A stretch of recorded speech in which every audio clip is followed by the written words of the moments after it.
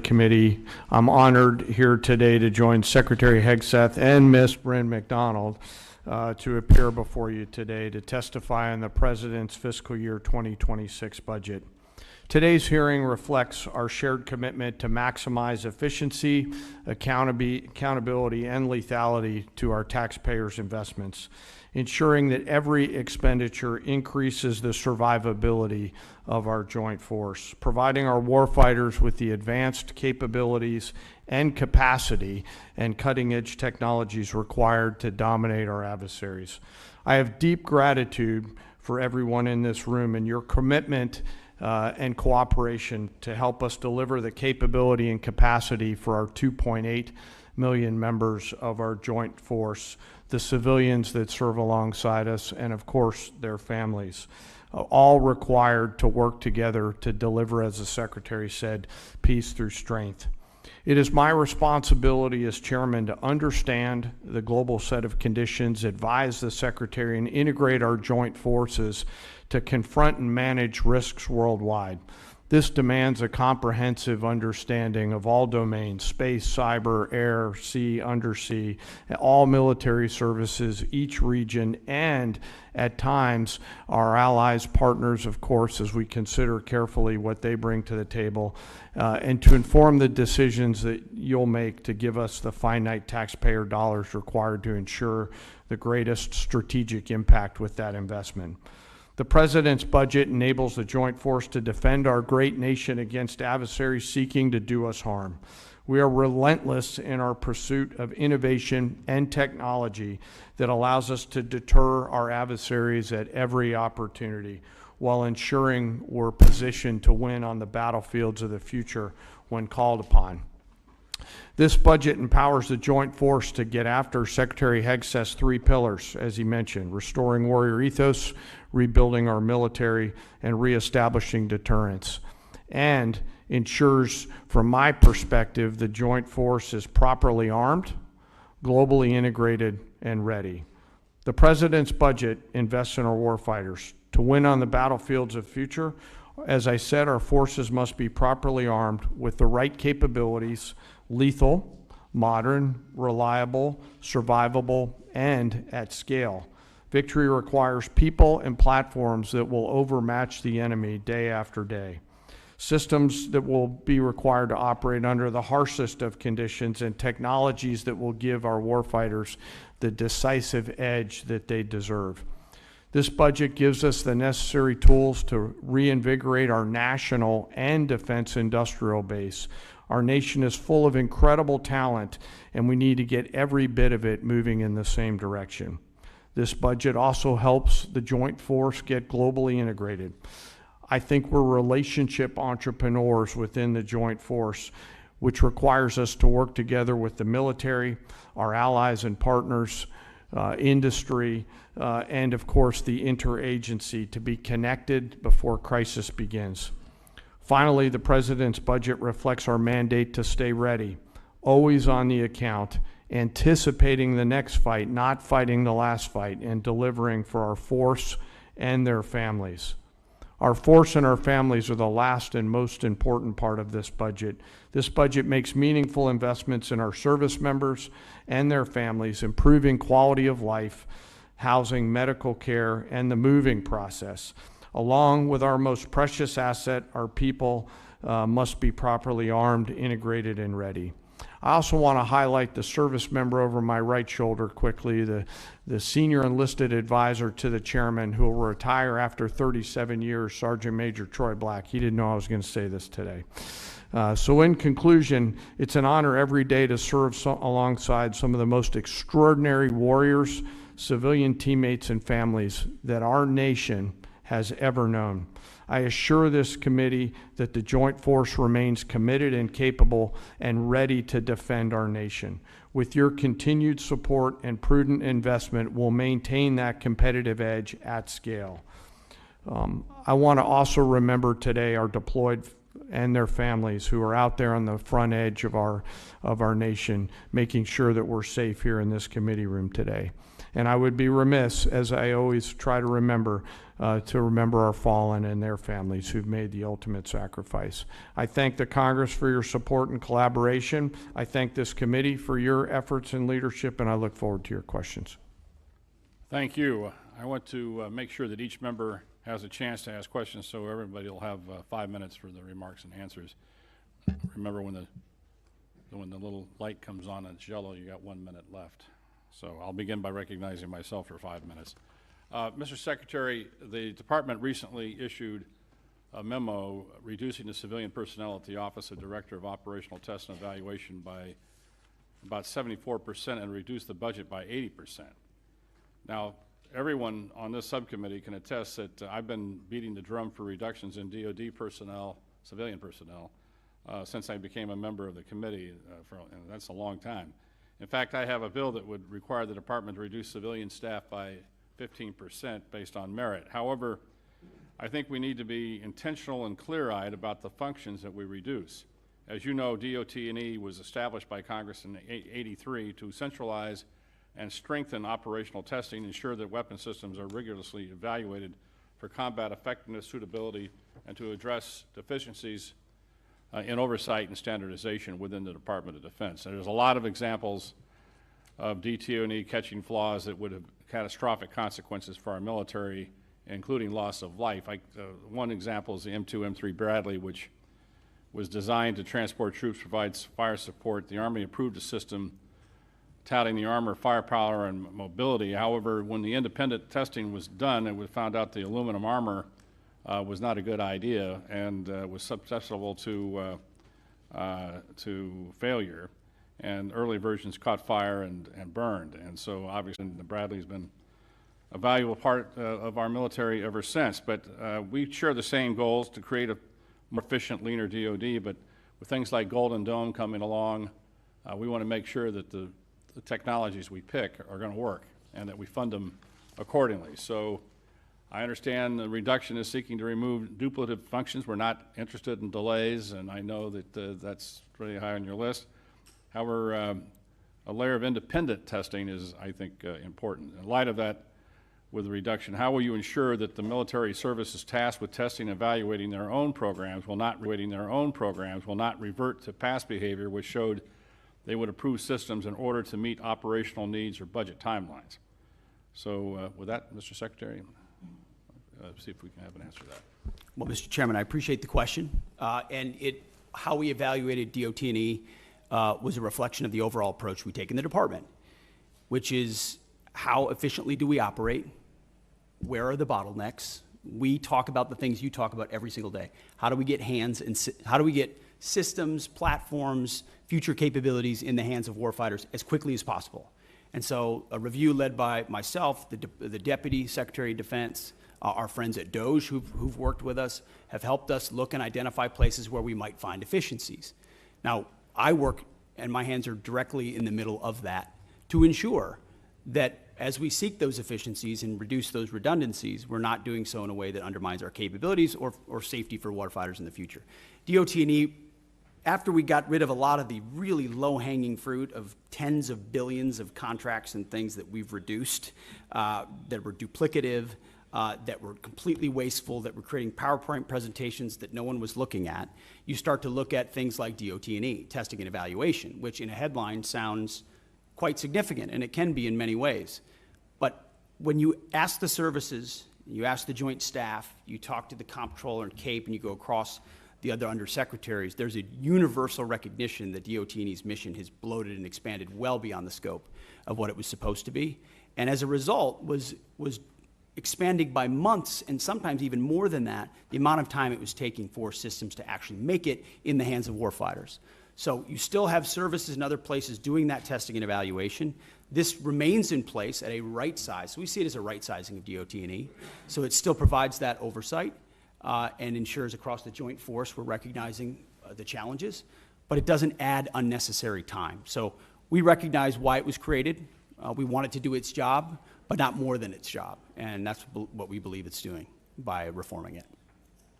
Well, thank you for that answer. Obviously, as we expect new systems, new technologies to come online quickly, we want to make sure this committee that we're funding it properly and to make sure that you can handle the volume in which that you're anticipating, especially with a new technology like Golden Dome, which, you know, we still, as the ranking member pointed out, we still haven't seen a clear definition of what it is and what it's a strategic theater system, lower 48, Hawaii, Alaska, the rest of it, and how these layered systems are going to be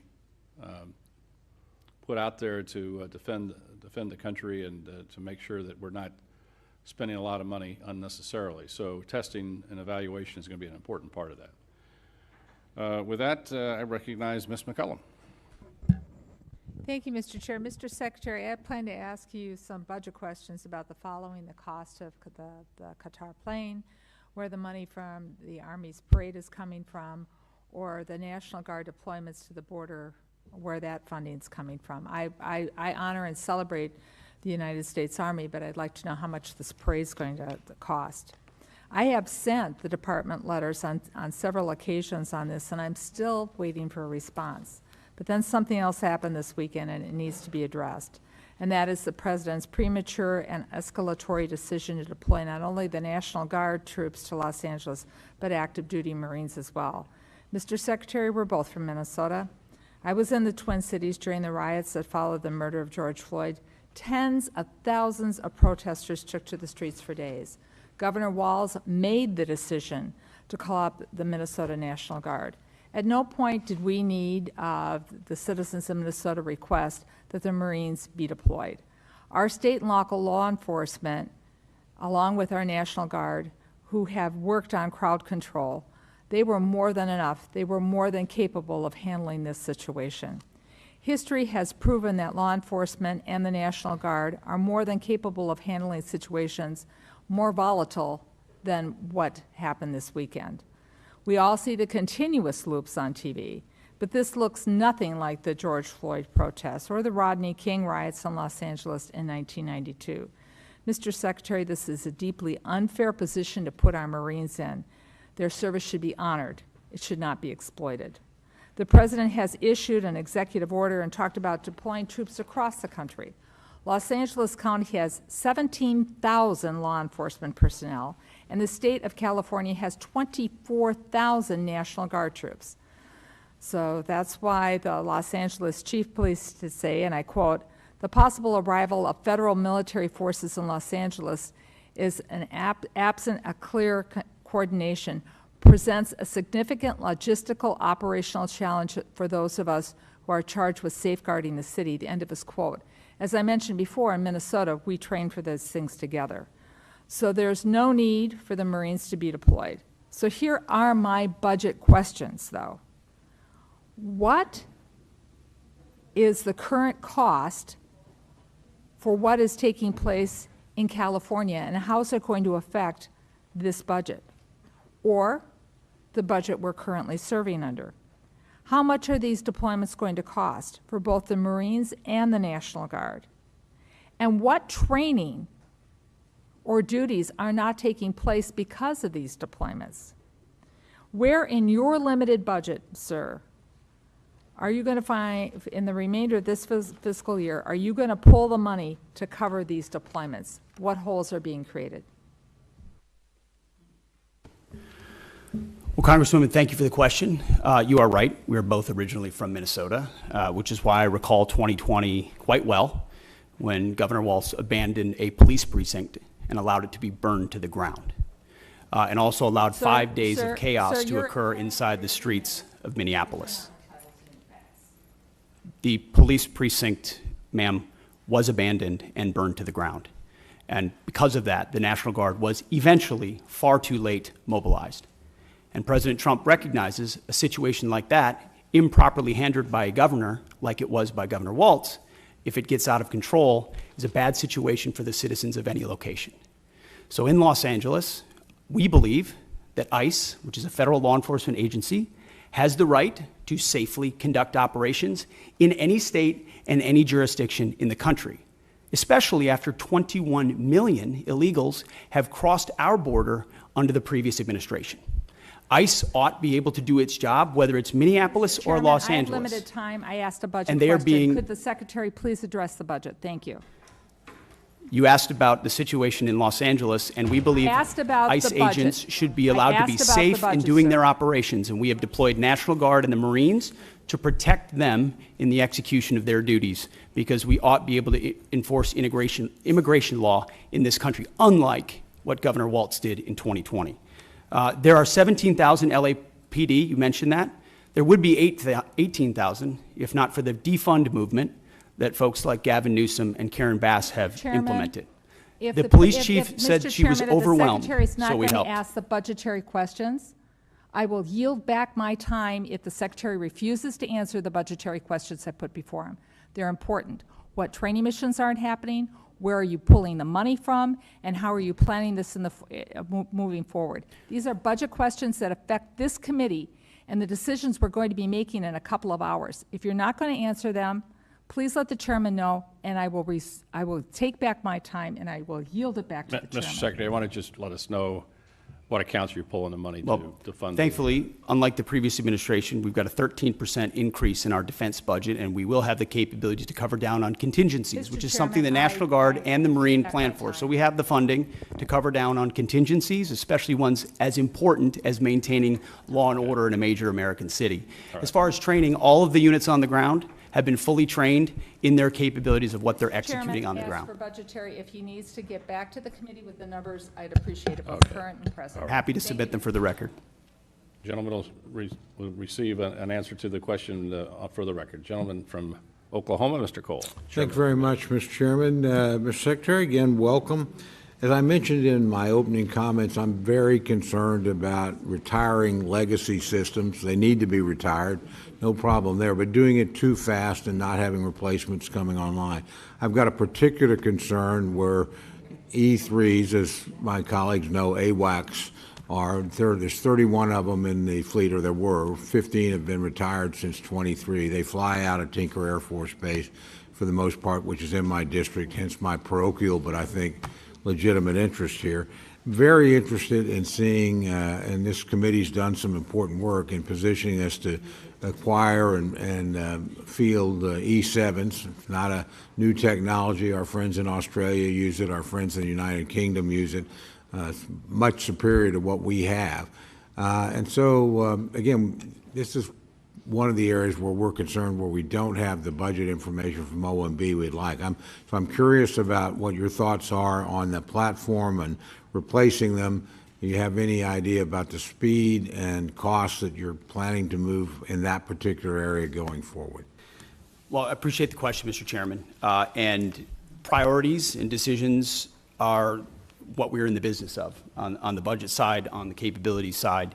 And I think President Trump has charged us with making the big, difficult decisions after a lot of deferred maintenance and deferred decisions to ignore parochial priorities in large part and focus on what the department needs and where it needs it and when it needs it. And that means some tough calls. And there are platforms we've supported as a result, and there's some platforms and systems that we won't support going forward because the services have requested it, or we've identified those are systems and platforms that don't orient toward a future threat. I mean, we've learned a lot from what's happened in Ukraine.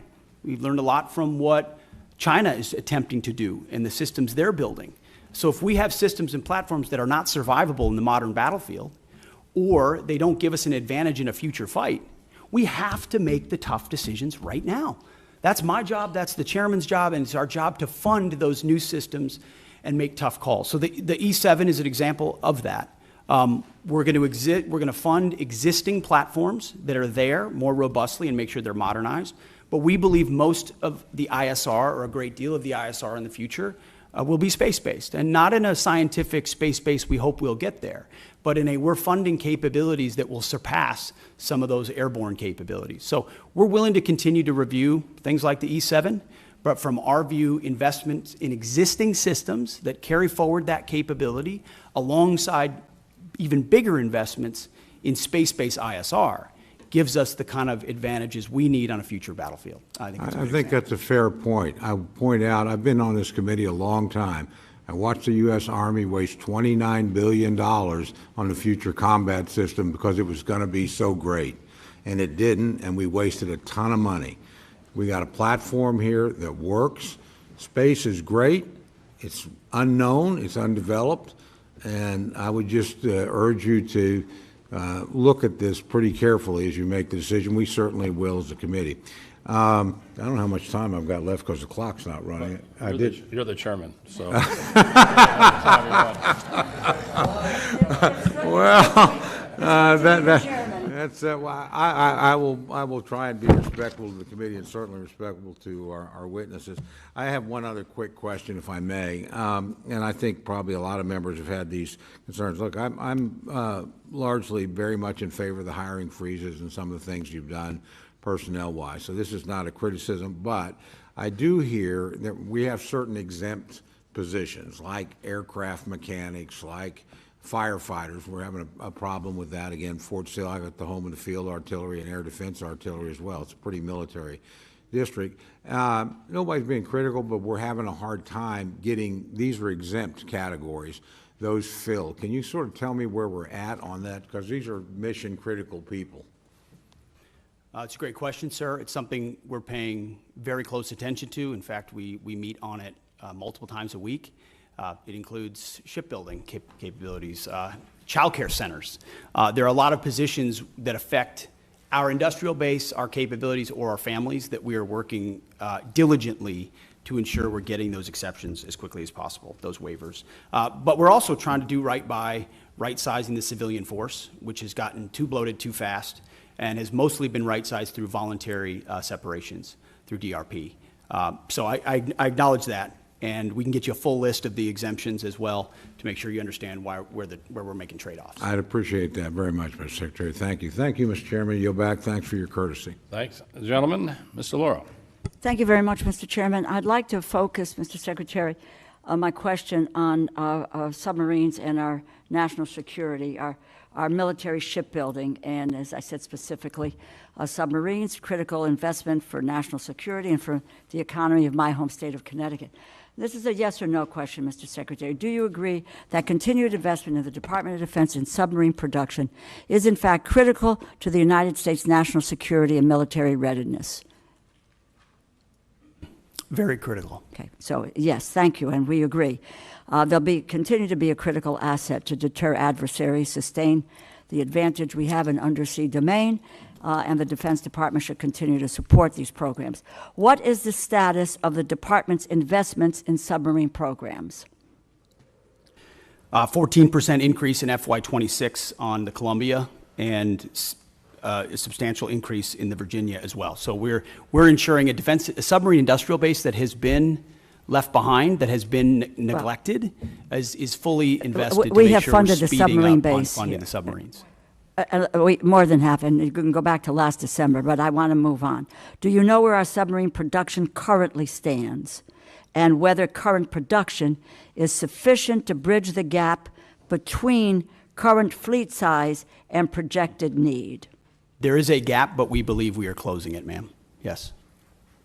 And if you can get to us the information about how, in fact, that you can close that gap, because we do not have any information or data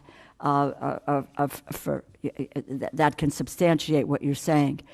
Your department's initial budget proposal includes incremental funding for the Columbia-class submarine.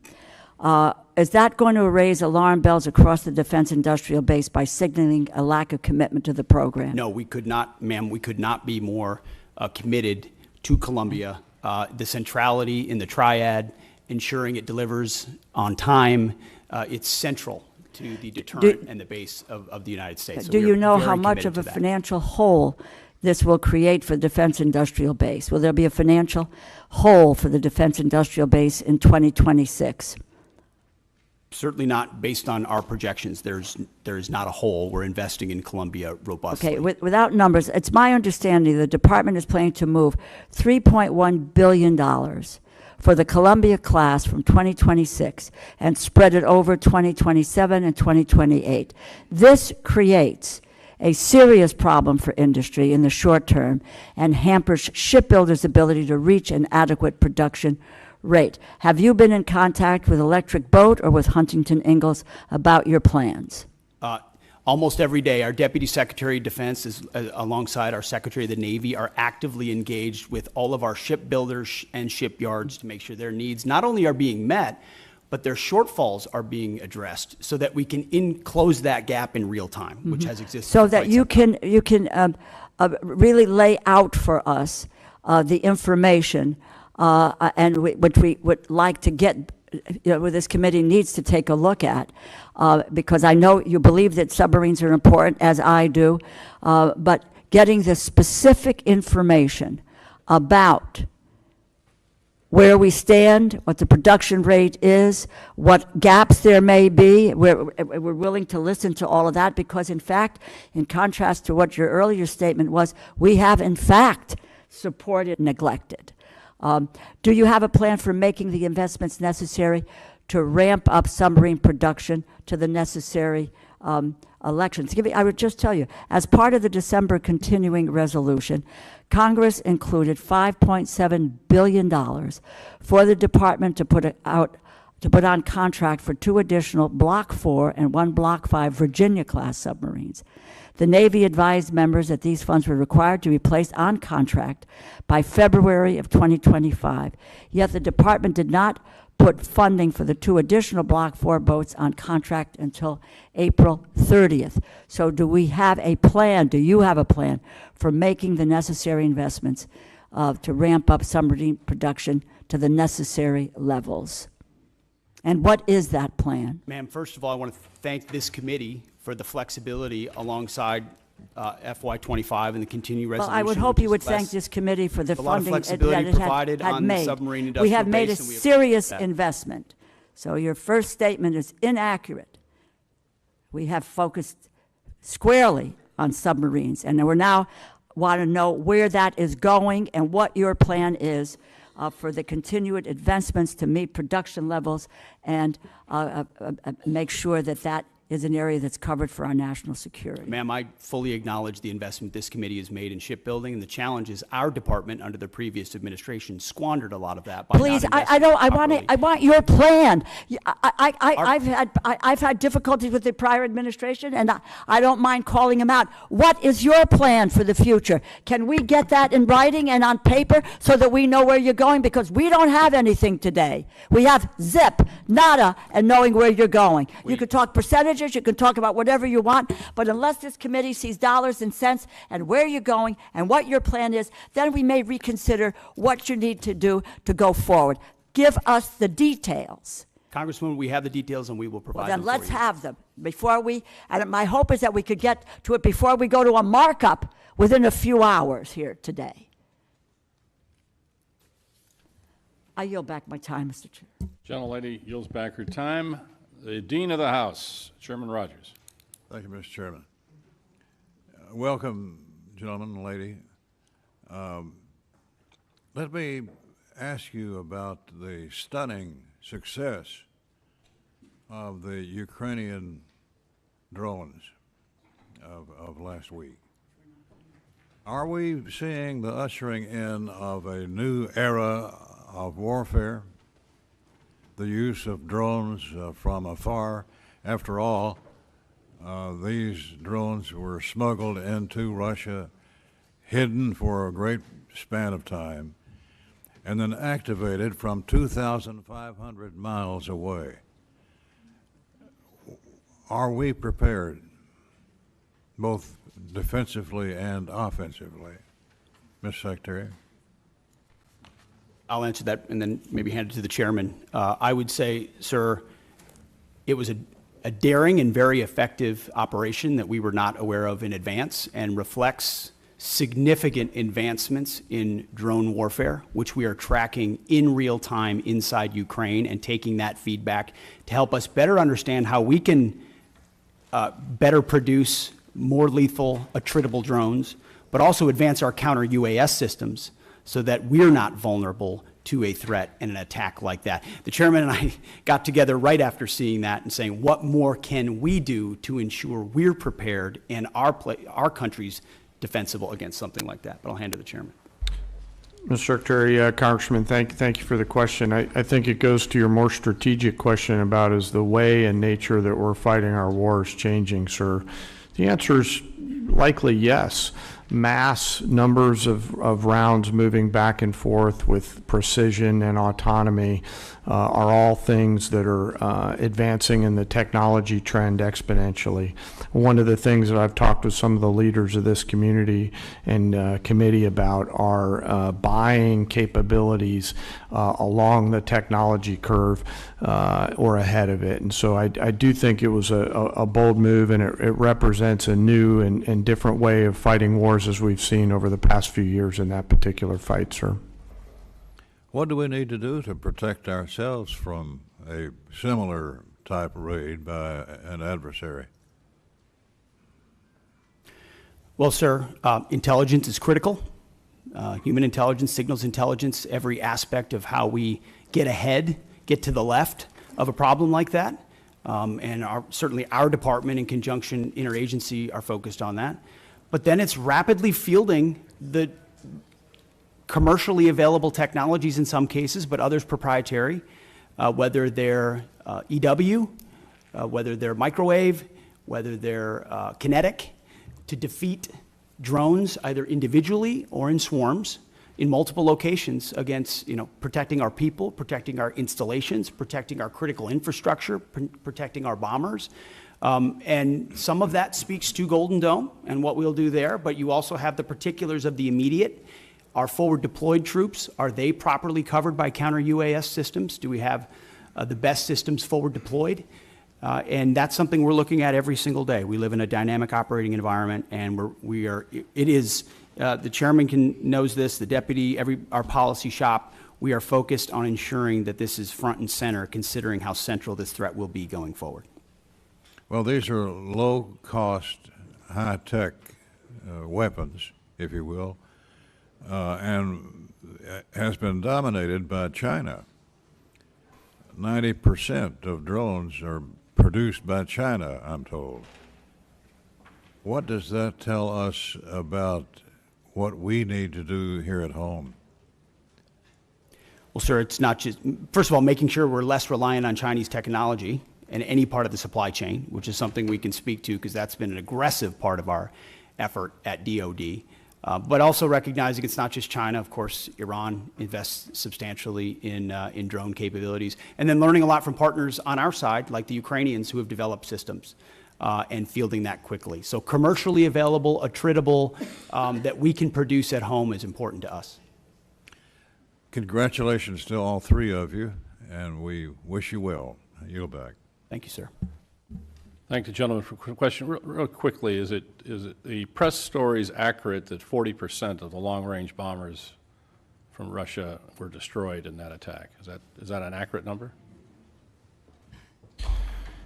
So I'm not exactly sure what the percentage is, but I also know that I may not say that in open session. So I'll take that and get back to you through appropriate channels. Thanks, gentlemen. Ms. Capter. Thank you, Mr. Chairman. We welcome our guests. I come from a family of combat veterans going back a long time. And my comment is the use of certain words and what they imply. When I hear warrior ethos, and I hear it a lot from you, Mr. Secretary, I'm concerned. All the soldiers in our family, all of whom fought and received medals for their combat service, call themselves soldiers. Marines are trained to kill. In terms of domestic policing, our police and our National Guard at the state level, carefully used, but also our state police are used in civil enforcement, and they are good. I don't need any reply. I just am concerned about what those words you often utter actually do in people's minds and change the language we have used since the founding of this republic. So that is a concern of mine. I wanted to go to the General and Chairman, if I could. We've heard a lot this morning about Defense Industrial Base. And this is something I ran for office on a long time ago. We have not made significant progress as a country in this regard. And the places that made things, whether they were machine tools, whether it was composite materials, were left behind. It's one of the reasons for the division in our society. So I am very interested in knowing what specifically and in which accounts, and I hope you can get this back to us within a week and a half, you are going to focus on in order to inject additional resources in the defense industrial base of this country. What will that look like? We are just successful now in helping steel to revive and some of our composite metals. 40 years ago, I wrote a title to the defense bill dealing with strategic metals. Nobody at Department of Defense cared, okay? So I'm interested in which accounts, if you could kindly get back to me on that, and when you say defense industrial base, budget-wise, in which accounts, what does that mean? All right, I don't expect you to answer it now. Can you tell me when you might get that information back to us? Well, ma'am, you just said a week and a half, so I know the awesome humans behind me are scribbling madly to come back to that. Can I just make a quick comment? You know, I happen to be a lucky guy that served in the private sector for a while, and I ran a machine shop in Texas along with a metal finishing business. So when we talk about defense industrial base, I broaden that out to really the national industrial base. There are certain components that are made in the defense side, but as you articulate, ma'am, many others are made in the small machine shops out around this entire nation. When I talk about mobilizing our nation, I think of that national, not just defense industrial base.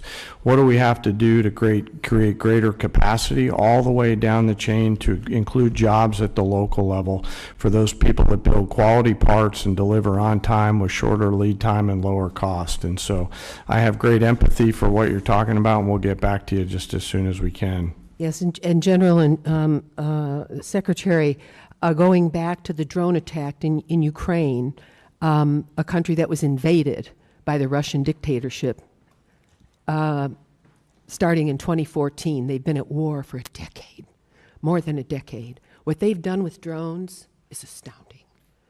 It's going to change warfare.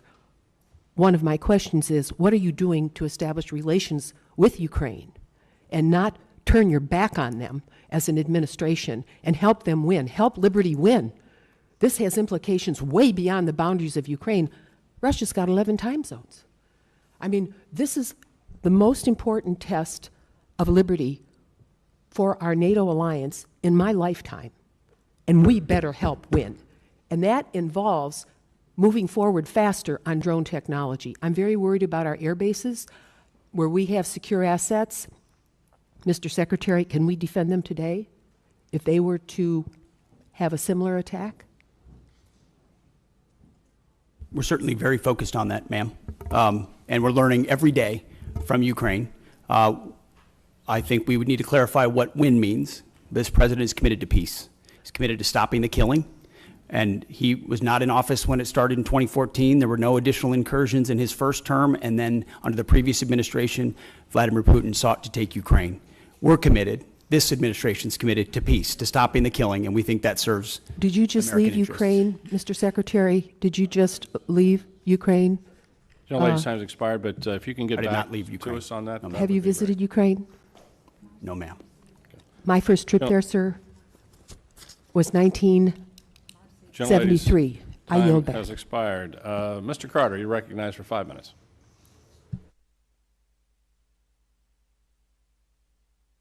For your service to our country. We're very proud of you.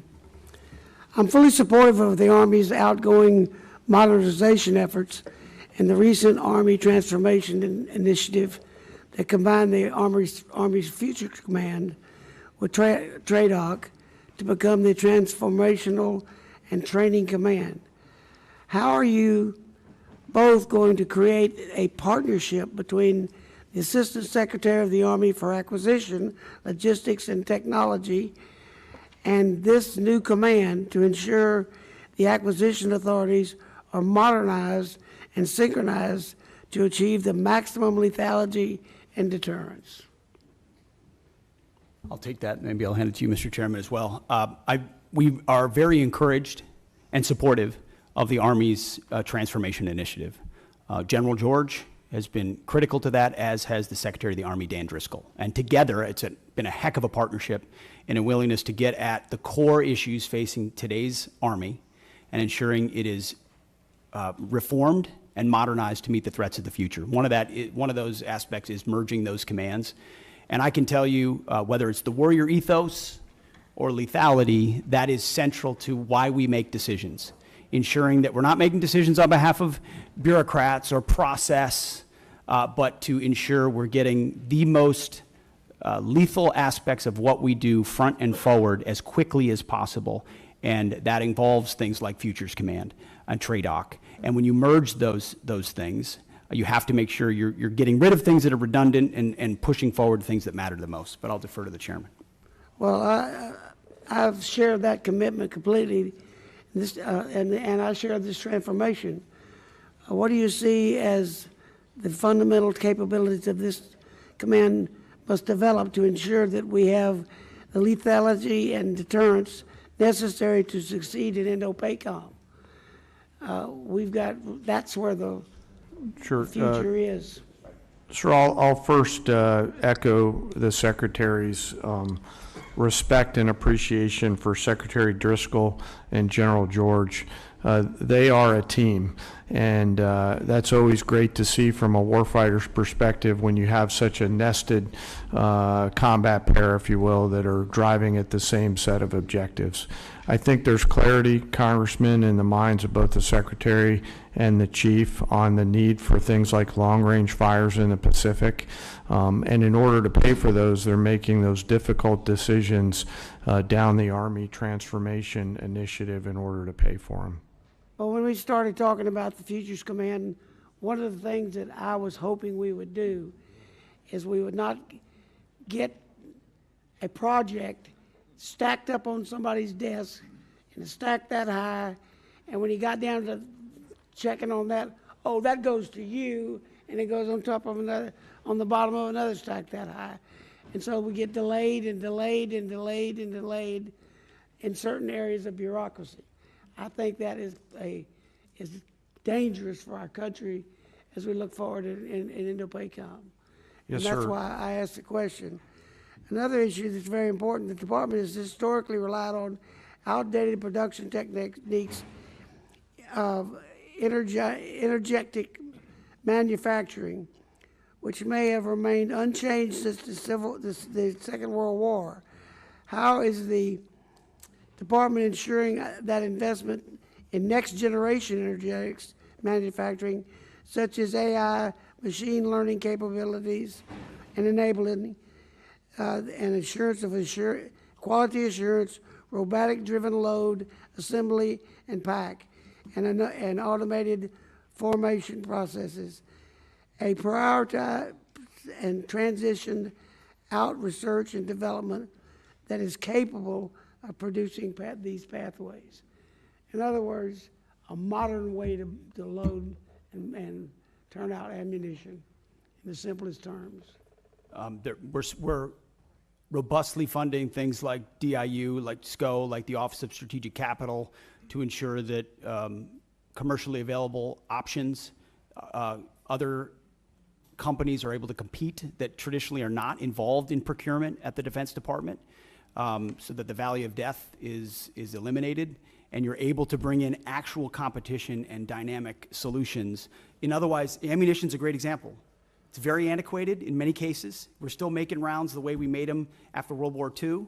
You have to project out what you want to make, send that signal to industry, and then allow innovators to enter that space so they can bring new technology and rapidly field those new technologies. Otherwise, you're stuck doing it the same way you've always done it. Sir, I was going to add something, but I'll hold off if you're going to roll. You can get a written response to the Yes, sir. gentleman from Texas on that. That's a concern to all of ours, is to modernize our manufacturing capability for we can get back manufacturing to the United States. Well, Mr. Cuellar, you're recognized. Thank you, Mr. Chairman. Mr. Secretary, and all three of you, all welcome, and thank you for your service. I represent an area from San Antonio all the way to Laredo, the border. In San Antonio, we got Joint Base San Antonio, the largest joint base in the Department of Defense that contributes over $151 billion to the Texas economy. We support 266 mission partners. San Antonio also has the second largest cyber footprint in the nation, hosting the 16th Air Force cyber. And then, of course, the military facilities that are the best in the country also. Along with that, going down to Laredo, the largest port in the country, 9th largest in the world after 8 Chinese ports. Number 9 in the world is Laredo. And my question, Mr. Secretary, has to do with one of your plans, and ask you to, welcome you to San Antonio, let the San Antonio folks come in. It has to do with Army, U.S. Army North and U.S. Army South. I'm not going to go with their missions or critical mission, but what concerns us in San Antonio, both the Democrats and Republican members of Congress and senators, we're concerned that, in setting up a Western Hemisphere command, which I think it's a good idea, that you move it away from a place like San Antonio, where, we have the infrastructure, the personnel, the community partnerships to work with you on this. And I say this because I think your testimony has about 11,900 troops that are down there working with the homeland, which I support. And keeping in mind what's happening with the cartels in Mexico and other places, I would ask you to, when you look at this Western Hemisphere Command, that you don't move it 1,500 miles away from the border, especially in a place like San Antonio. I think we got a few Texans here that can talk about the rest of the state of Texas, and some wannabe Texans also that can talk about what the facilities we have. But I would ask you to, as you consider this, to keep the command, Western Hemisphere Command in San Antonio. Well, sir, I count me amongst some of the wannabe Texans. Tennessee's close enough. Hey, we got no state income tax. Keep that. It's true. I appreciate that concern. It is something that has come up multiple times in conversations with Secretary Driscoll and General George in reviewing their Army modernization plan and consolidation, with the recognition that some of those changes, when we go through a posture review and as we're looking at commands, are going to include some tough choices. Some of that includes ranks and positioning, but you still are going to have, at some level, a south and north bifurcation. The question is where that is headquartered, and we are in an ongoing review on that, of exactly where that will shake out. But I would encourage continue deliberation with Secretary Driscoll. They have been thoughtful about it and will continue to be.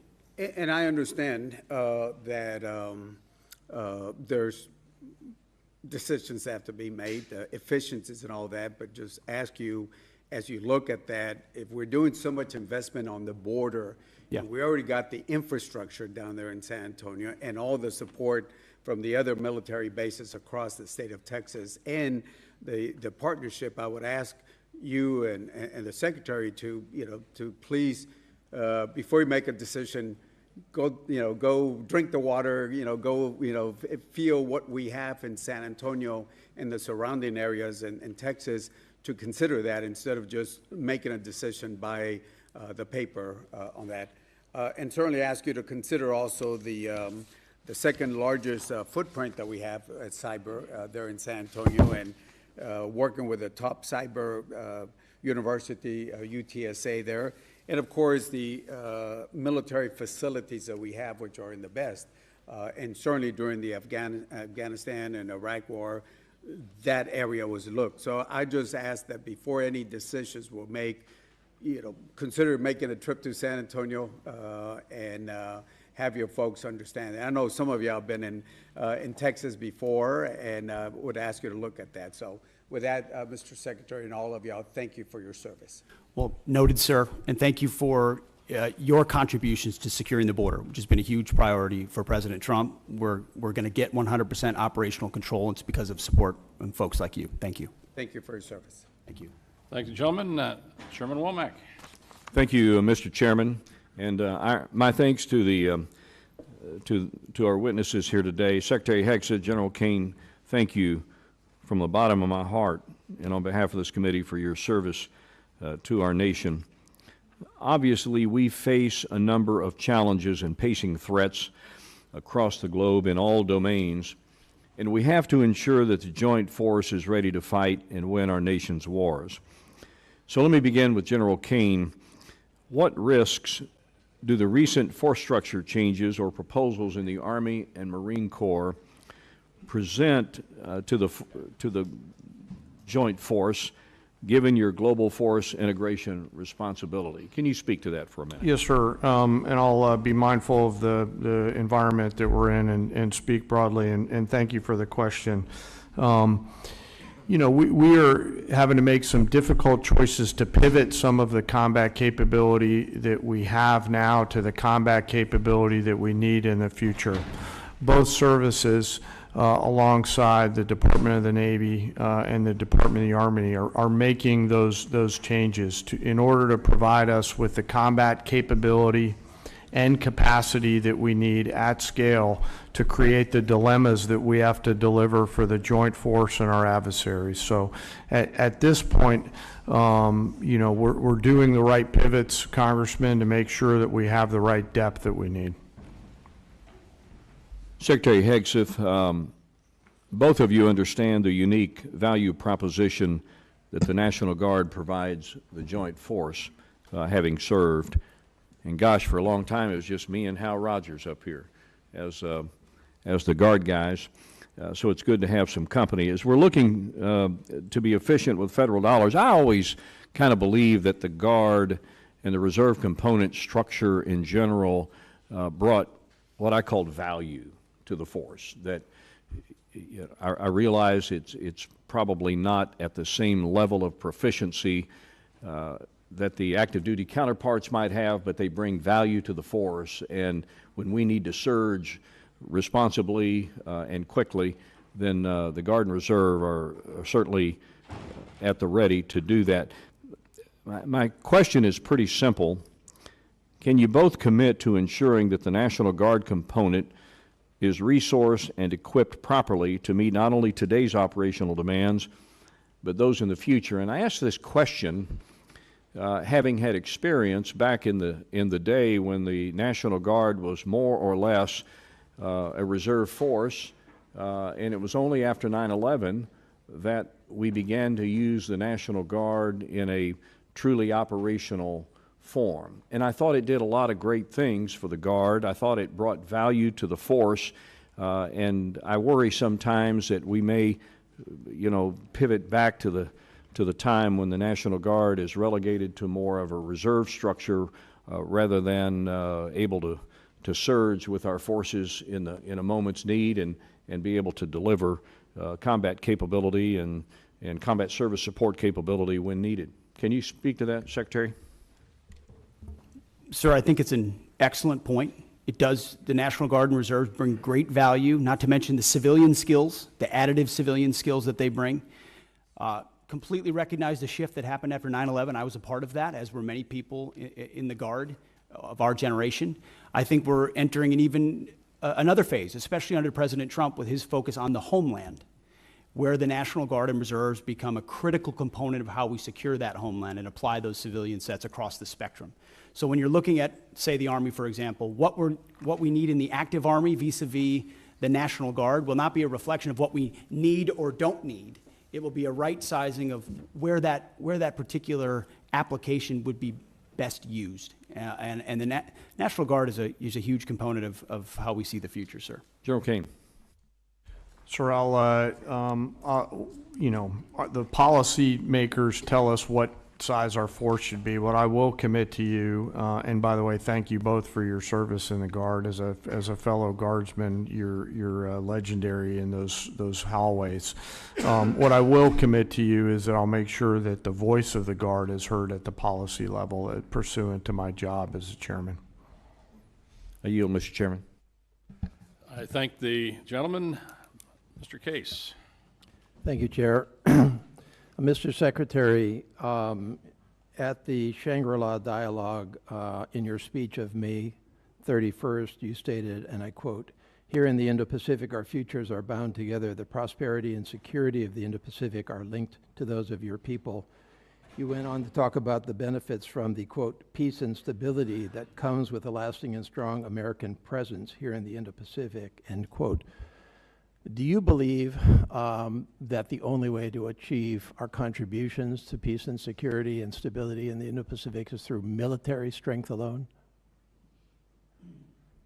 Sir, certainly not through military strength alone, although military strength is the business that we're in. So we're building partnerships across mill to mill, whether it's the Philippines, Japan, Australia, more actively than any other part of the world, because the application of American strength is not America alone. It's by, with, and through partners who share mutual objectives. And so we are very invested in military-to-military relationships. So you, as the Secretary of Defense, believe that we need to take a broader approach in the projection of national power, national influence than simply our military. Is that correct?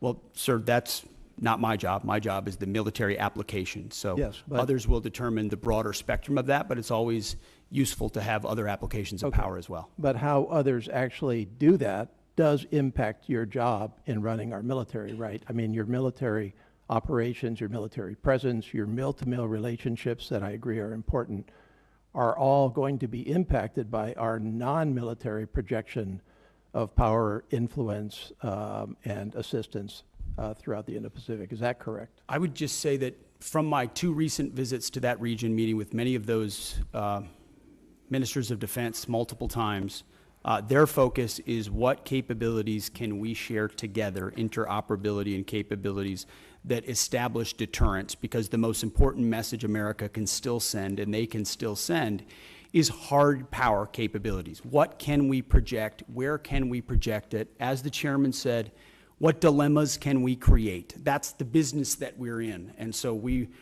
work with those partners that share common goals, and our militaries are working better together than they ever have, and I think that helps appreciate your support focus security. on the military side. That's obviously directly your job, but I'm asking you to think and comment more broadly on our big picture approach to the world.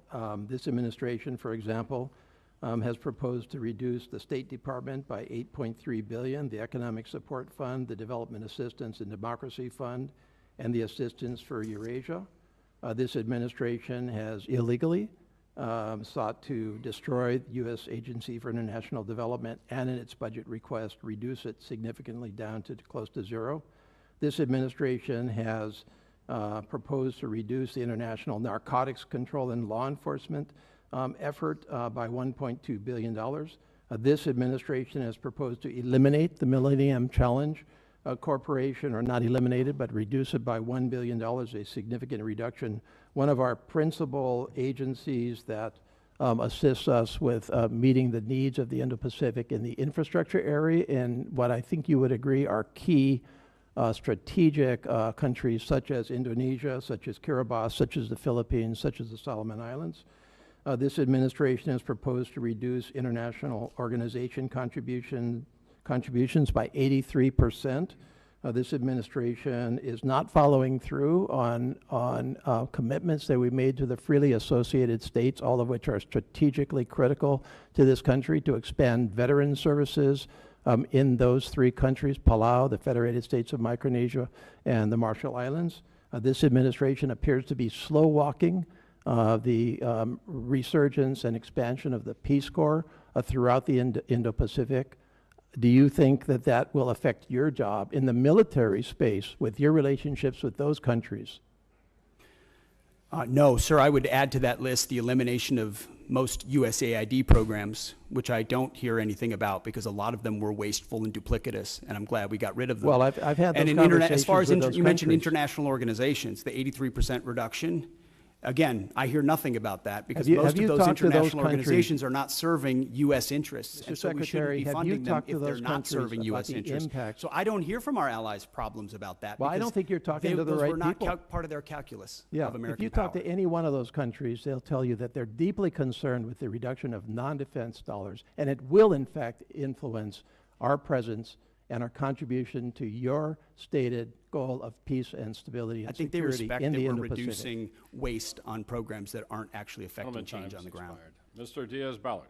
Thank you, and to three of you, thank you. Thanks for being here and thanks for your service. Mr. Secretary, I have two questions.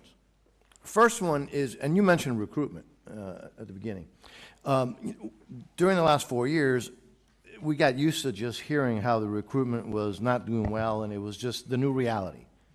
And then all of a sudden, that reality has changed.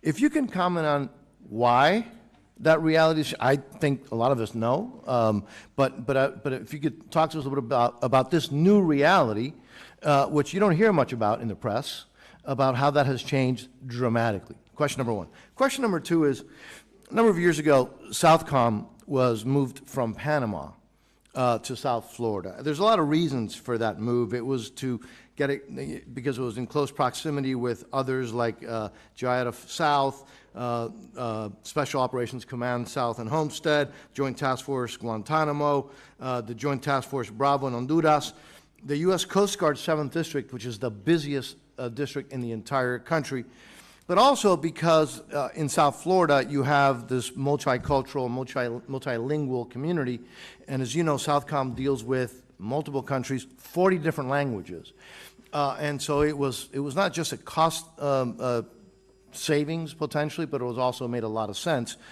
I believe that continues to be the case. Nothing has changed. If anything, what's changed is that the Western Hemisphere has gotten a lot more dangerous. And obviously we have Iranian influence, Russian influence, Chinese influence. I'm very grateful, Mr. Secretary, I don't know how much you had to do with that, of the President's change in attitude on no longer appeasing enemies of the United States in the Southern Hemisphere, whether it's Venezuela or Cuba. But again, there goes the importance of having Southcom where it is. And I just would like your thoughts, if you've had an opportunity to look at that, because it was moved from Panama. It just wasn't in South Florida for the heck of it. It was a decision made. It was the right decision. It's proven to be the right decision. So, two questions. If you can answer them, I'd love to hear it. Well, sir, thank you for the question about recruiting. What changed is a commander-in-chief that America's young people believe in. President Trump was elected in November, inaugurated in January, and at first I called it the Trump bump. But then it became clear that's not enough. This is a tsunami of support amongst young Americans who want to serve under a president who they know has their back, who will fund them properly, who will not use them unnecessarily, and will make sure they are part of deterrence for the country with a focus, first and foremost, on the homeland, then deterring strengths and making sure our allies step up and carry more of the burden. So you've got a historic surge in the Army, and Marine Corps, Navy, Air Force, you name it, Americans are responding because the president says a new spirit. And he's right, and you can feel it in the ranks. You go out to formations, you talk to men and women on the border, they believe in what they're doing in securing that southern border. You talk to them across the world, they're enthused about this new administration and its leadership. So it's President Trump, sir. And then as far as Southcom, it is President Trump's focus on our hemisphere has in many ways reinvigorated the mission of Southcom and the recognition of securing American interests, but also pushing back Chinese malign influence. Panama is a great example of that, but across Central and South America. So Southcom is right where it is. We're grateful for the great work that they do. I've had an opportunity to spend a lot of time with them and their commander, and we work by, with, and through a lot of allies. Mr. Secretary, I'm a little confused. Are you telling me that the folks that are now voting with their commitment to the country are not upset that they're not able to use different pronouns? Is that not a priority for the folks that are now signing up for our military? Well, sir, if they wanted to get a woke indoctrination, they could just go to college. Instead, they're joining the military, where we're focused on the basics. We know men are men, women are women, standards will be high, and we're getting rid of the distractions, the ideologies, the politicization that was in our ranks so that soldiers, men and women, can do their jobs on behalf of the nation. I think that's all that American people, all the people who want to serve want, is that clarity and that support, and President Trump is giving it. Well, Mr. Secretary, I would also add that I think having you there has made it very clear what the attitude is. And I will tell you, to me, It's really, really refreshing, and I thank you all. I appreciate yield it. back. Thank you, sir. Yields back, Ms. Lee. Thank you, Mr. Chairman. Thank you for being here. Mr. Chairman, I ask unanimous consent to submit to the record an article from the New York Times entitled, "China's Chokehold on This Obscure Mineral Threatens the West Military." Without objection. Mr. Secretary, this article that I just referenced outlines how the Department of Defense paid an Australian firm 10 times more than it paid MP Materials, an American firm, to onshore the full ecosystem of rare earth production. MP, the largest U.S. rare earth producer, has invested $1 billion of its own capital since 2020 and employs more than 800 Americans. Yet it was undercut by an Australian firm that never even broke ground in the U.S. MP Materials is ready to install their samarium processing equipment and help the U.S. combat China's export controls. And I want to note that China produces the entire world's supply of this obscure rare earth metal that is used almost entirely in military applications because of its its use in heat resistance magnets. So my question is, in accordance with the administration's America First agenda, do you agree that subsidies should first support U.S. companies already investing, hiring, and paying taxes in the United States? And can I have your support in ensuring that the department critical mineral policies will align with this goal? Ma'am, it's an excellent question. It's something we have been very focused on. In fact, my deputy secretary, it is his number one is ensuring that sourcing of critical minerals, whether they're heavy or light rare earths, are sourced reliably in America first. Yeah, and if not, then amongst allies. I won't reveal or talk about more than that in a setting like this, because we have reserves and we have capabilities, but at the same time, we have to aggressively work. And MP Materials, Mountain Pass, is a great example of a place where we can partner with industry. But what does China do? You know this. China undercuts the market intentionally to try to corner the market, and we have to account for that in the way that, in the things that we support. So the answer is yes, I can have your support. Thank you. I also want to turn now to the collaborative combat aircraft. I represent Las Vegas, Nevada, so we're very excited that the department will base the CCA unit at Creech Air Force Base, which is the center of excellence in uncrewed aircraft systems. And I want to make sure that the department has the resources they need to make this program a success. Last year, the Air Force had to shift $383 million to the CCA program, plussing it up by 60%. Can you assure me that your budget request will fully fund the CCA program this year? Ma'am, it does fully fund the CCA, and we believe in the collaborative combat aircraft, the loyal wingman concept, this idea that you project power more robustly through autonomous, semi-autonomous systems that that amplify our lethal effect. So yes. Thank you. Great. Can you give me an update on the first flight and the production decision for Increment 1, and are we on track for the flight? When will it be? And finally, when do you anticipate the production decision this fiscal year? What quantity of aircraft will we procure? How many vendors will you award, and what factors are you considering? Bryn, feel free to chime in. You're talking about the CCA still, Yes. correct? My understanding is later this year on the flight. We know but a date? As far as I don't know the exact date, ma'am, but Bryn, you might know. Yes, ma'am. We can get back to you on the specific date. It should be this fiscal year. And for our budget request, it's $804 million for the collaborative combat aircraft. Great. Thank you.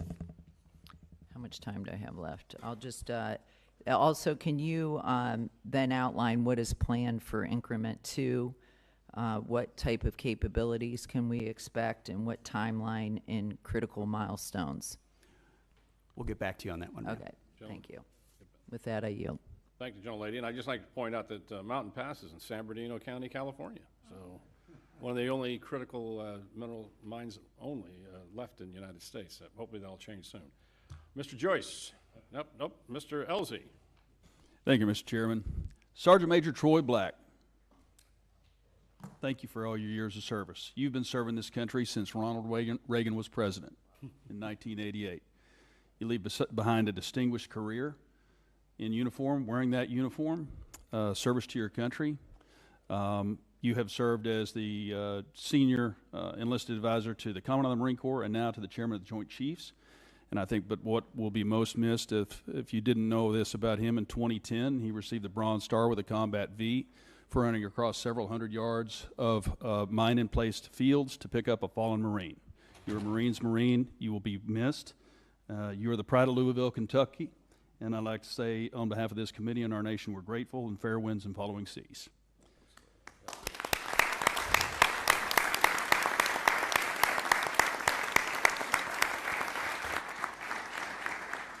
Secretary Hegseth and General Caine and Ms. McDonald, glad you're here. I'm personally grateful for your service to our country and for sharing your valuable time with us today. Raising you bring a non-traditional perspective to your tenure as chairman, having been a guardsman and an entrepreneur. Thank you for saying yes once again when called to serve, and also distinguished Flying Cross and 2 Bronze Stars. You didn't get that by sitting behind a desk. You were a fighter pilot's fighter pilot.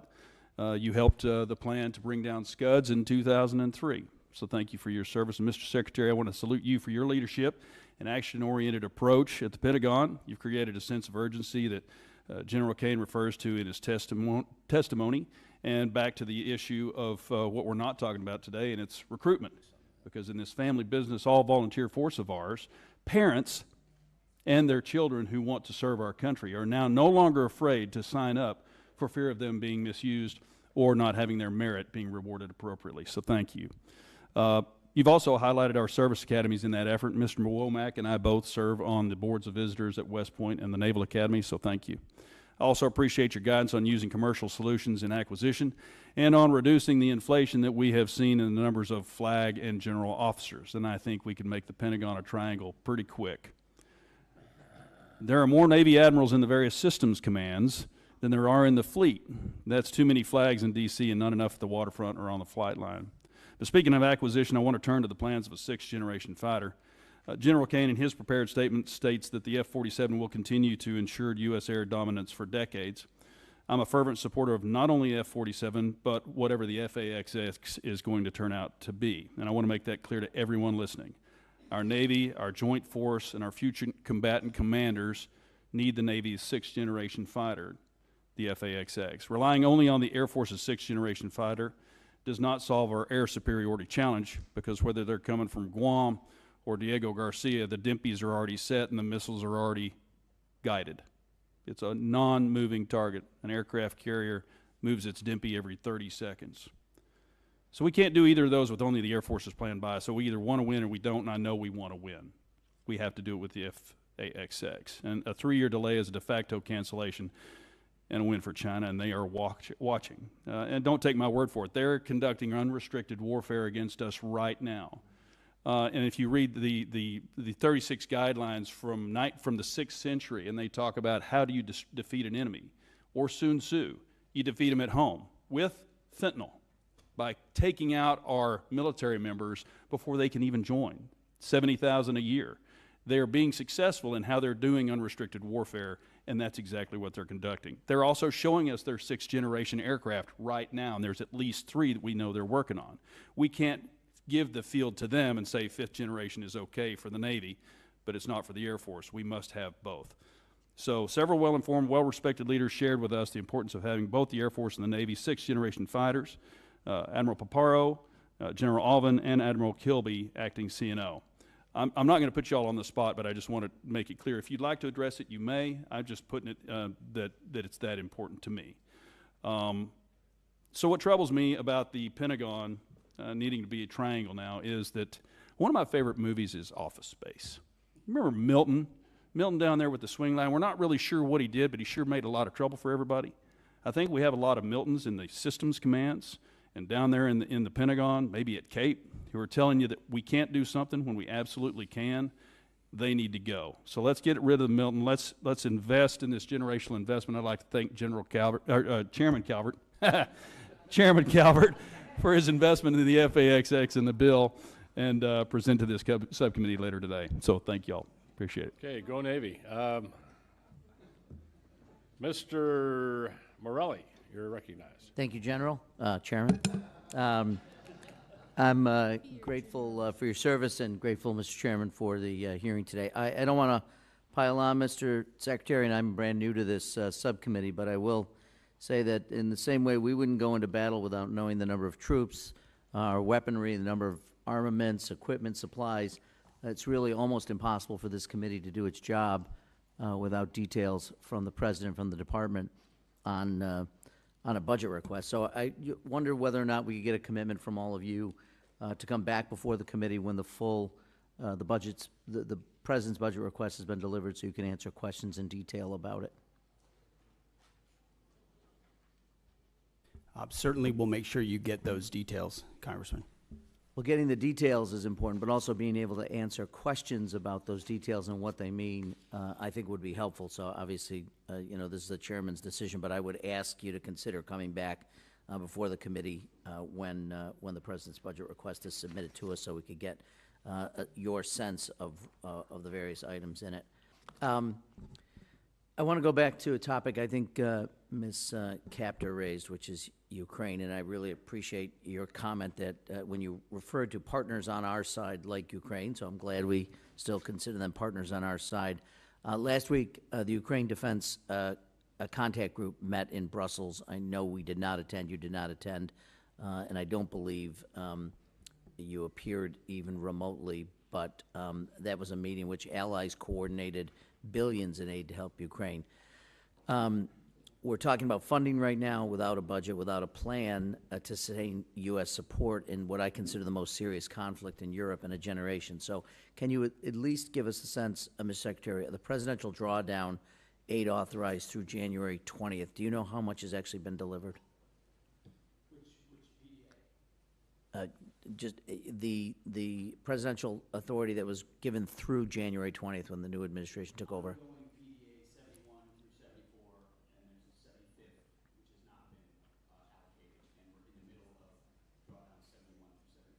Okay, and do you have a sense of the how much has actually been delivered?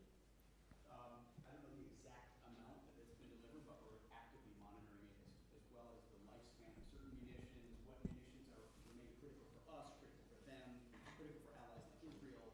We're paying very close attention to the Okay, and you can give us a detailed, thank you. Do you know whether the department or the president is prepared to ask for funding for the Ukraine Security Assistance Initiative, and at what level? It is a reduction in this budget. As you know, this administration takes a very different view of that conflict. We believe a negotiated peaceful settlement is in the best interest of both parties and our nation's interests, especially with all the competing interests around the globe. I don't think the word victory has been well defined or the path to it.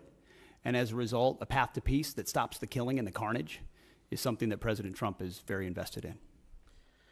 Well, look, I would certainly, I think I would define victory as making sure incursions, illegal incursions by the Russian Federation into Ukraine, which is a sovereign nation, would be a victory, but I'll leave that aside. I want to just touch briefly on, with the limited time I have, the President has announced $175 billion Golden Dome. It's been talked about. I know that what has been talked about, we understand that reconciliation includes a $25 billion down payment. We haven't really received much in clarity on the specifics. Can you tell me what the $25 billion will be used for? Excuse me. There are many specifics that are not fitting for this setting. We're happy to get you at the appropriate level the specifics you request. But what we've done is we've built out the entire understanding of what the architecture would look like, ensuring it includes existing capabilities that can be fielded rapidly. As President Trump has made the case, we need this now, not conceptually in the future. You know, we had SDI under Ronald Reagan, which was a concept. We've Fast forward to the ability to deliver these things, and the American people deserve that kind of protection. So multiple layers from multiple different types of threats, coordinated with sensors, both on the ground and in space at other layers. And we've got one of our best Space Force generals fully focused on that project in General Gutlein, who has a background in understanding those types of architectures. So we've pulled the program up to the Office of Secretary of Defense to make sure it's monitored on a monthly, Can you tell us what the even more regular appropriations basis. request will be for Golden Dome in the 26 fiscal year? Well, the gentleman, Go ahead, Bren, excuse me, Ms. McDonald, you can get back to us on that and for the record, and we would appreciate that. Mr. Fleischman, you're recognized. Thank you, Mr. Chairman. Want to welcome Secretary Hegseth, General Caine, and Mrs. McDonald. Thank you. This has been an outstanding hearing. Let me just say this. The world is a dangerous place. The nation is a dangerous place. Heartfelt thank you to each and every one of you officers stepping up and for doing an exemplary job. Thank you so much. As most of you know, I represent the 3rd District of Tennessee. That's the Great Oak Ridge Reservation, birthplace of the Manhattan Project. In addition to serving on this prestigious subcommittee, I'm the chairman of the Energy and Water Subcommittee, which has the NNSA. I'm deeply involved in the recapitalization and modernization of our nation's nuclear deterrent. It will come as no surprise I have concerns about both our progress and posture. Our progress is a concern as we are recapitalizing the entire nuclear deterrent all at once. Meanwhile, Russia has recapitalized its triad minus some bombers, and China is rapidly expanding its numbers and fielding a triad. Of course, there's also North Korea and the looming prospect of a nuclear Iran. As we focus more on the Pacific, our post-Cold War posture is a concern due to the lack of in-theater non-strategic nuclear weapons. This creates a deeply worrying capability gap in the most critical theater. I'll ask my questions and ask for your answers then. First, Secretary Hegseth, given this troubling strategic threat picture, what is your outlook on the current pace and scope of nuclear recapitalization? And then, General Caine, what are your ideas to fill this non-strategic nuclear capability gap in the Pacific? Are there any ways Congress can better support the department's efforts to meet these increasingly tight deadlines? And I'll listen to your responses. Thank you. Sir, thank you. First, if I would just take liberty, both the chairman and I have taken up almost all the oxygen from Bren McDonald here. I would just take issue with the characterization that we have not delivered a budget and we don't have details and we're not delivering on it. She and her team have done a fantastic job of working as rapidly and as detailed as possible to deliver what we feel very confidently is a robust, detailed delivery of the president's agenda for FY26. So, Bryn, thank you for the work that you're doing and all the details and focus on that have come through. And that the nuclear triad is certainly a part of it. NC3, every single aspect of that. Sentinel with the Nunn-McCurdy breach has to, we are taking a very hard look at that while fully funding it. Columbia class, critical. B-21, which for the most part has been a success story, but needs to be continually monitored as any major platform does. And then the SLICM-N as well, investing in that capability, considering the advantages we have on the submarine side. So we are fully funding, in fact, even more so in most cases, that capitalization and modernization, which we have to, considering what our adversaries are up to. Thank you, sir. Sure, I just echo the Secretary's comments about non-strategic nuclear weapons, SLICM and the others. And I think it really, for me, centers around 4 C's that we got to do across the enterprise. Change the culture to get after it faster. That's the first one.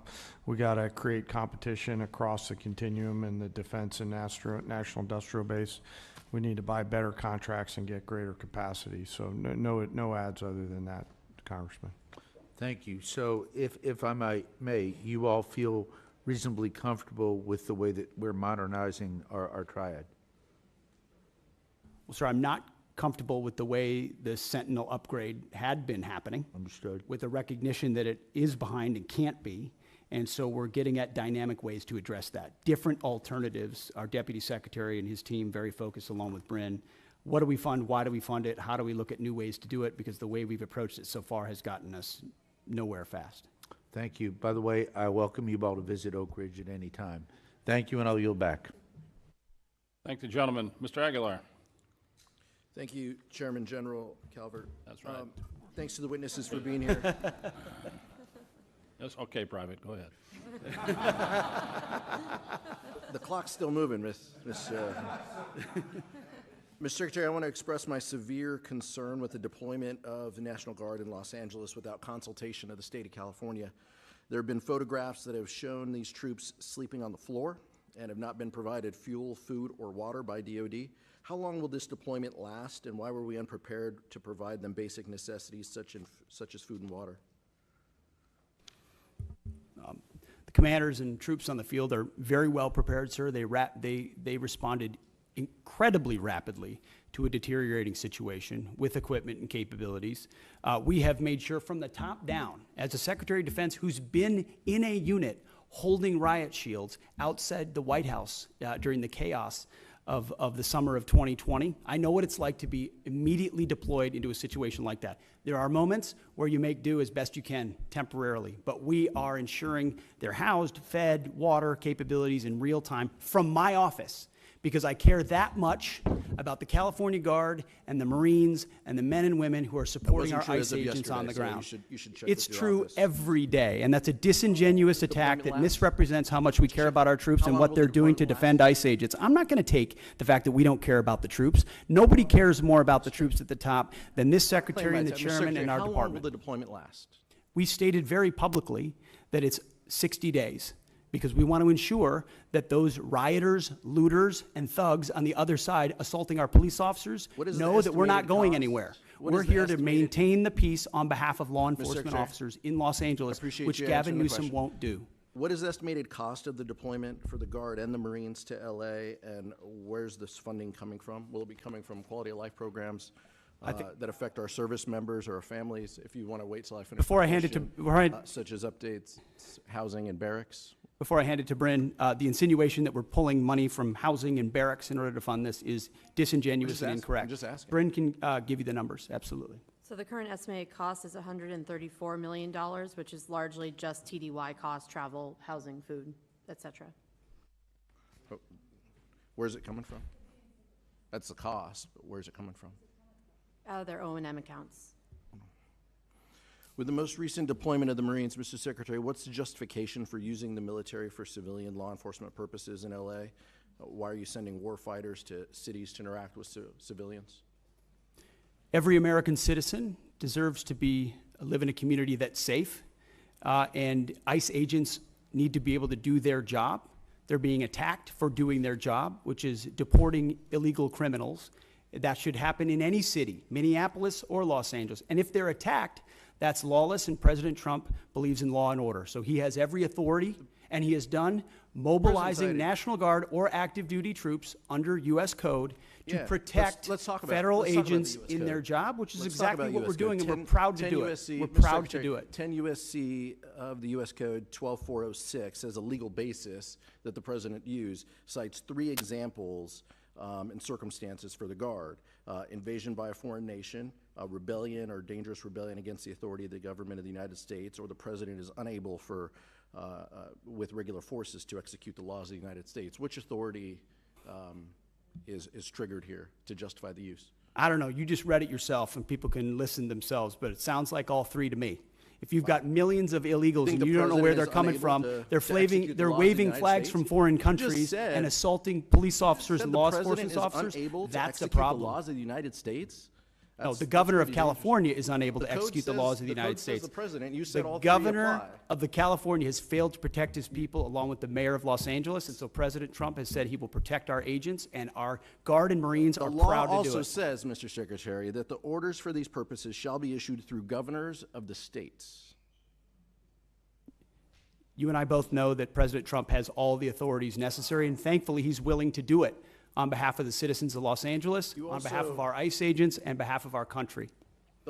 We've also pulled $1 billion for the border as well, so this just goes into the same fund, 134. What did Congressman, what's the 134 million? I was asking Ms. McDonald. Okay. 134 million goes on top of the billion that's been pulled for the So board? the funding that was pulled for this year was largely in FSRM, and in this budget, we're actually looking to plus that funding back up to backfill that for our troops and for their families.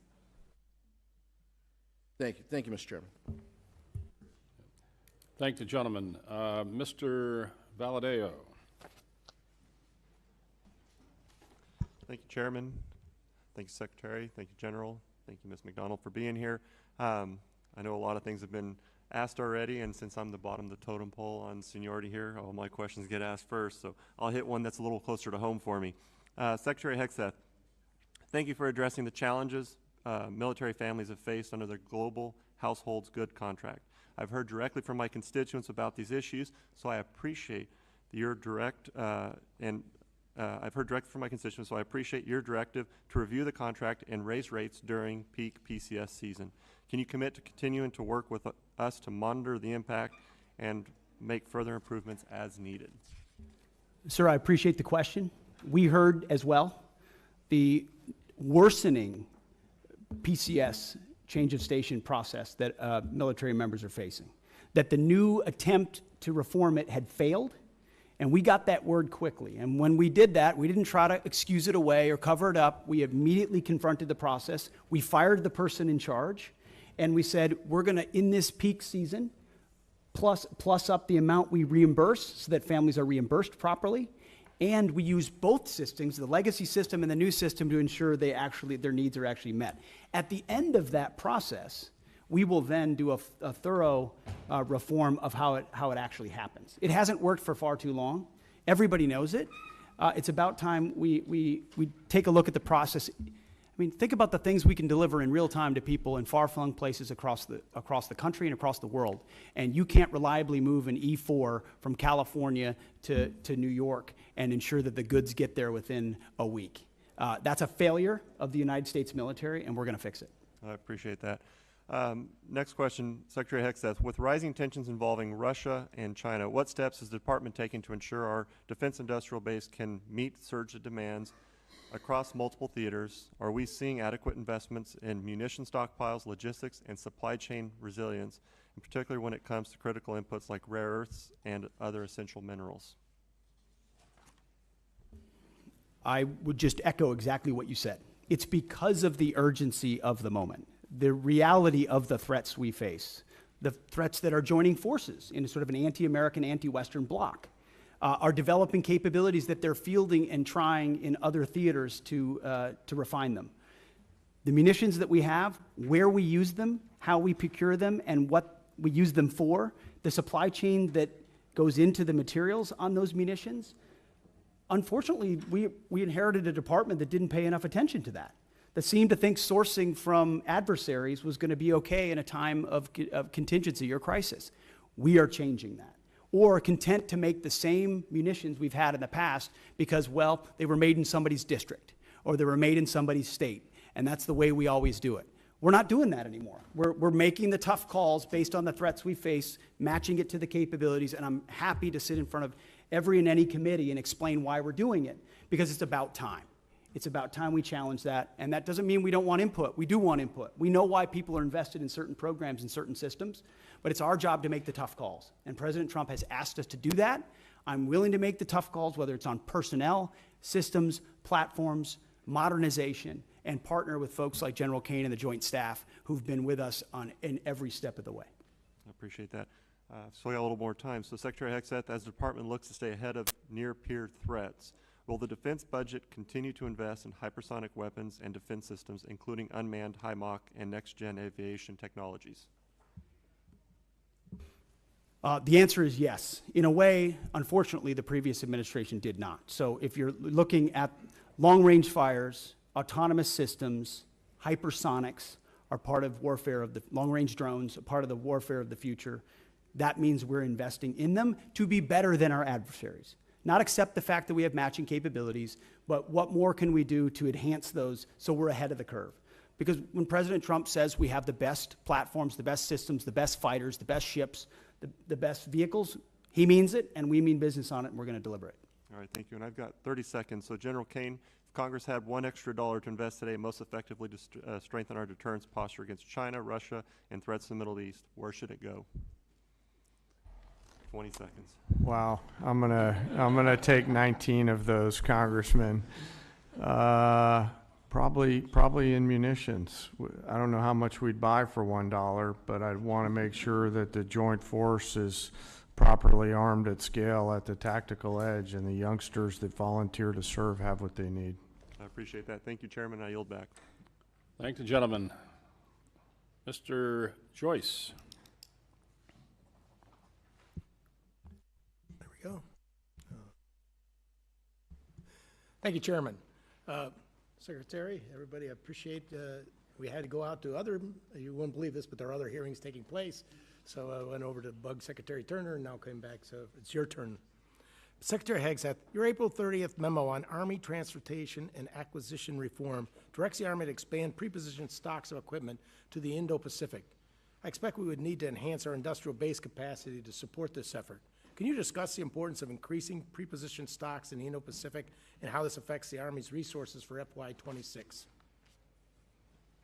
It's a great question because it marries up two things that need to be linked and synced and often aren't, right? The capabilities that we have in the priority theater and where we preposition those capabilities. So my job exists on multiple axes of that. One is working with allies and partners to make sure we have places to preposition them, many of which we can't talk about here today, but in the event of a contingency, we can't be relying on a supply chain that reaches all the way back to the States or even to Hawaii or even to Guam. You need to recognize the prepositioning of stocks, but then you have to have those stocks, and they have to be the relevant ones for the systems that you're deploying, and you need a defense industrial base to deliver on that, which is why we've made historic investments in munitions, focusing on priority munitions that would be applied in our priority theater, with a recognition that every munition we spend somewhere else, and I say that as someone who, very proudly, we conducted a very successful freedom of navigation campaign against the Houthis to ensure that our ships don't, and by the way, 2 of our ships transited the BAM successfully, and the ceasefire held very recently. So doesn't mean you don't expend munitions, you judiciously expend them with an understanding that you have to safeguard others for future fights and prepositioning, and then invest in your industrial base. And I think that's why you see a budget with a 13% increase. 13% increase in a defense budget is significant and allows us to both invest in the president's priorities and fast-track munitions that we're going to need. For a guy chairing a committee that has to cut his by 57%, I can tell you getting a plus 13 is a lucky day. Chairman Caine, our forces face growing challenges sustaining operations across contested environments, particularly in the Indo-Pacific. China is investing in capabilities designed to disrupt supply lines, access to forward operating bases, and target critical logistic nodes. What steps are you taking to strengthen contested logistics capabilities, and what investments can Congress make to ensure that you have operational resilience?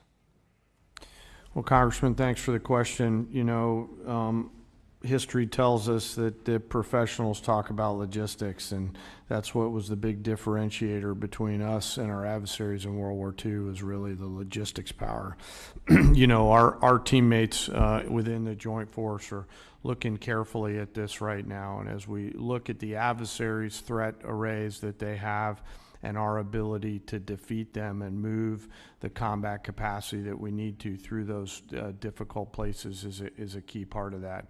I don't have a specific number for you, but what I'll commit is, as we think through what contested logistics looks like, as we think through what forward supply points on the first and second island chain might look like, we'll stay close with the committee to make sure that we're communicating early, often, and always about what our needs are. I certainly appreciate that, and I throw out that having a small Air Force Reserve airport in Youngstown, Ohio area. Some great C-130Js up there, Thank you. Congressman. Yeah. Appreciate the help on our fire department for the new inventory we got. But the old stuff we had there, you had maybe 8 planes. You were cannibalizing 3 to feed the 5 because we didn't have parts in storage and those type of things. And I think that's has played out in other areas for us as well. And we need to not only make sure we have the manufacturing industrial base, but we also have the ability to have the parts and inventory on to keep all those things online, or we have to remove them from Yes, service. sir. I know General Alvin and the team at the Air Force is looking hard at that too, to make sure that we've got the right stuff on the shelf prior to that we need, not just in the C-130 community, but the other airframes within the Air Force, and frankly, the Joint Force. Parts are always going to be a driver, and I'm really encouraged by the innovation that's happening to look at things like additive manufacturing, where we get a hold of the specs from companies like Lockheed and others and can just 3D print right on the spot of the requirement. Those have to be in any procurement you do from now on. That you Yes, also sir. get I access think to all so, this stuff. sir. It's, you know, the force of the future will fix on the spot, so they'll need to be able to have the parts right there. And as we look at mission command and delegating authorities and responsibilities to our younger commanders and you know, complex command and control problems, part of that is going to be the ability to sustain our force out there at the edge. Thank you very much, General. Yes, sir. I yield Thank you. back. And thinking of logistics, it made me think at, what was it, General Marshall, who went out in the 30s and met with a young lieutenant colonel, and said it's the best logistics officer I've ever met. And that was General Eisenhower. 3 years later, he was a 4-star general. So wars, logistics are important. Mr. Anderholt, you're recognized. Thank you, Mr. Chairman, and thanks everyone for being here today, this morning. And as we wrap up the hearing today, let me say the Golden Dome Initiative represents, in my opinion, a substantial investment in our national security, and I credit this administration in pursuing this bold project, and I share your ambition for it. So thank you for moving forward on that. I want to follow up with from my colleague from New York. The President has said that he has chosen an option that will total $175 billion. Can you confirm that number, and when do you hope to make this system of systems operational?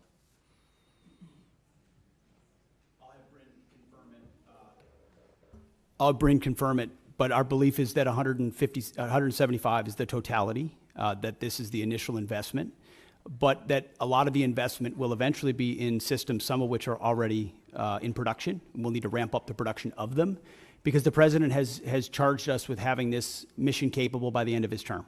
So this is not something that's futuristic. This is not something that will happen in some distant future based on some technology we don't yet have or can't field. Our approach to Golden Dome will be making sure we can procure existing layers that can talk to each other with new layers on top, because this is a layered system, as was mentioned, to include drones as well in partnership with the services. So can you confirm that, Bryn? Yes, sir. Nothing to add. That's all accurate. And we're still planning towards what the final number is, but the $24.8 billion we're requesting this year is that down payment on the near-term capabilities that we're looking at as part of the architecture. Okay, thank you. Let me switch over, and I'd like to get your thoughts on AUKUS partnership. Not merely as a cornerstone for our Indo-Pacific defense strategy, but also as an opportunity for our defense industrial base. In fact, we've heard from a lot of Australian and UK businesses who are ready, willing, and able to move production to the U.S. given the new regulatory framework under Pillar 2.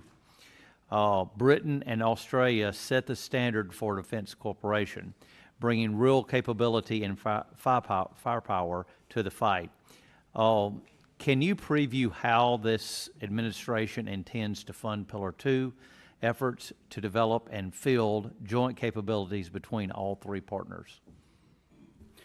It's a great question, sir. I've spent a great deal of time with both Minister of Defense Marles from Australia, as well as Secretary of Defense Healy from the UK, to really get our arms around what would be mutually beneficial in this trilateral arrangement. So there's the recognition with Australia in Pillar 1 that they're investing in our defense industrial base. We want to provide them capabilities. We want to make sure those capabilities are part of how they use them with submarines, but also how they integrate with us as allies.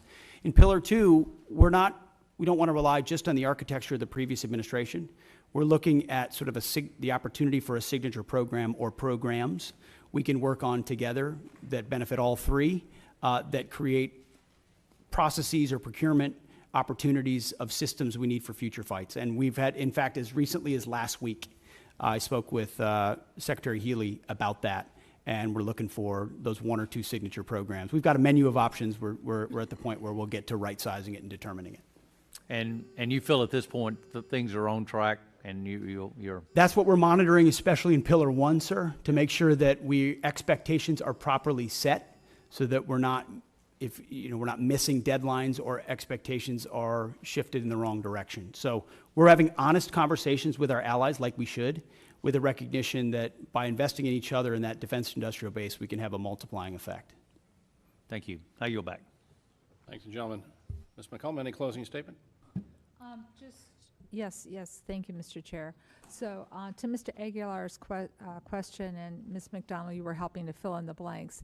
The money's coming from FSRM, and that's about a 25% cut to that budget to fill on what's happening on the border and now what's happening in Los Angeles. If you could get us the details of what's not going to happen in that account because of that, that would be fabulous. We might want to look and see if we prioritize things in next year's budget to make sure that they're covered. Mr. Secretary, the top line on the budget before us is $830 billion. It is not $901 billion. It's just not. That's the number we have to work with. You can talk about an increase. You've got a lot of things baked in. Hopefully that goes in reconciliation, $6 billion for revitalizing shipyards, 3.5 for F-47s, 25 for Golden Dome, but that's all in reconciliation. And we can't include that in any of our planning. And that's why we are so concerned about getting the money outbreaks in front of this committee. And I'll give you an example. The Navy, their J-books, where they break everything down, I know you're really familiar with them. We had 30 of them in front of us when we were getting ready to do our appropriation last time. We have 0 in front of us this time.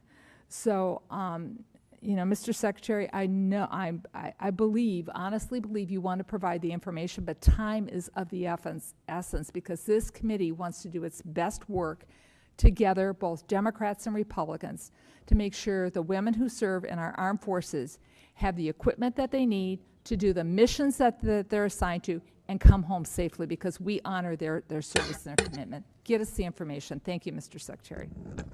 I thank the gentlelady, and I just make where we're going to agree that we need some more detailed information. We're going to go ahead and we're going to go upstairs here and do the subcommittee mark, but then we're later this week we're going to do the full committee mark on this bill. The Senate is pushing off doing their appropriation bills in general until after reconciliation passes because they want to incorporate that. But we don't have a luxury of time. We'll just have to work out the differences we have in conference. But it's hard for us to do our job without the J-books, without the detailed information, and I know you know that. And so you might talk to your friends at OMB, and if OMB has any friends, I don't know if they do, but and see if they can get this going for us because it would be very helpful. With that, Mr. Secretary, thank you. Chairman, thank you. And Ms. McDonald, thank you. We appreciate all of you being here today. We are adjourned. Thank you.